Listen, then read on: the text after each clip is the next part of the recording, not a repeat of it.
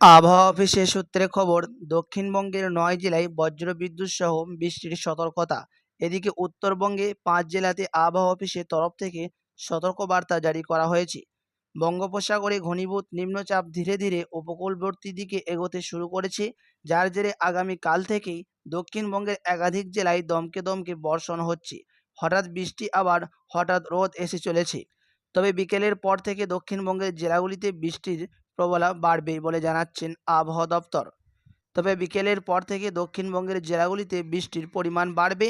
এদিকে উত্তরবঙ্গের জেলাগুলিতেও বৃষ্টির পরিমাণ বাড়তে পারে বলে আরও জানাচ্ছেন মৌসুম ভবন। কারণ মধ্য বঙ্গোপসাগরে তৈরি নিম্নচাপটি ধীরে ধীরে দক্ষিণ উড়িষ্যা উপকূলের দিকে এগোতে শুরু করেছে, যার জেরে দক্ষিণবঙ্গের উপকূলবর্তী জেলায় এবং গাঙ্গেয় পশ্চিমবঙ্গের জেলাগুলিতে বৃষ্টির পরিমাণ বাড়বে।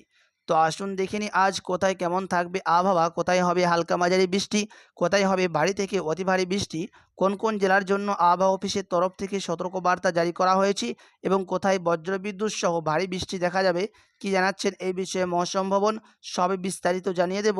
ভিডিওটি ভালো লাগলে একটি লাইক করবেন এবং শেয়ার করে আমাদের ইউটিউব চ্যানেলটি সাবস্ক্রাইব করে আমাদের চ্যানেলের সঙ্গে থাকবেন।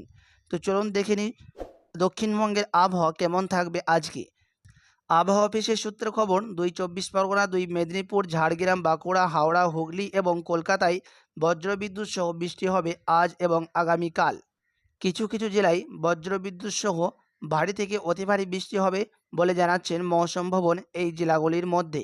সঙ্গে দমকা ঝড়ো হাওয়া থাকবে ৪০ থেকে ৫০ কিলোমিটারের গতিবেগে। এদিকে উত্তরবঙ্গে আজ কালিম্পং, জলপাইগুড়ি, আলিপুরদুয়ার ও কোচবিহার, খাস করে পার্বত্য এলাকাগুলিতে ভারী বর্ষণের সতর্কবার্তা জারি করেছেন আবহাওয়া অফিস। দার্জিলিং এবং জলপাইগুড়িতে ভারী থেকে অতি ভারী বৃষ্টি হবে বলে জানাচ্ছেন মৌসুম ভবন। প্রতি বছরই ২১শে জুলাই বৃষ্টি হয়, এবারও তা উন্নত হবে না, অর্থাৎ আগামীকাল বর্ষণ বাড়বে। তাতে আবার শহরের রাস্তায় জল জমার সম্ভাবনা রয়েছে, সেদিকে বিশেষ নজর রাখা হচ্ছে। সেই সঙ্গে জল জমলে যাতে অল্প সময়ের মধ্যে সেটা বের করে দেওয়া যায়, সেই বন্দোবস্ত তৈরি করেছে কলকাতা পৌরসভা।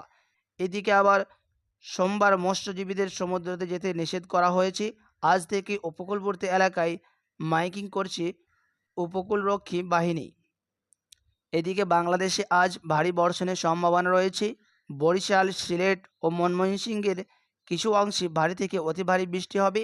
বাকি জেলাগুলিতে ছিটেফোঁটা বৃষ্টি দেখা যেতে পারে।